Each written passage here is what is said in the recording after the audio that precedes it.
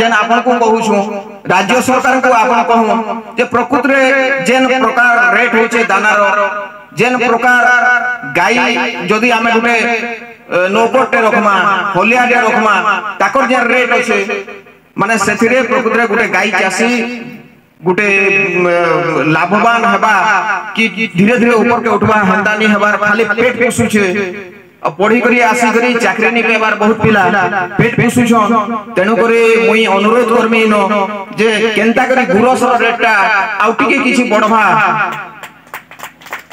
जेहेतु बहुत लोग माने कहसन जे आमर जेन गुरस जो छे सेटा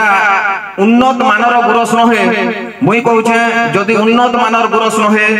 ओडिसार गुरस के झारखंड गुरस जदी उन्नत मानर नहे ताहले से गुरसटा विदेश के गला केनता करी जे भी हमर गुरस हिनु छे से बिना देखि करी तो नि नेबा बिना टेस्ट करी करी तो नि नेबा मुई कहू छे हमर ई अंचल रो गुरस ओडिसार गुरस भारत रो सर्व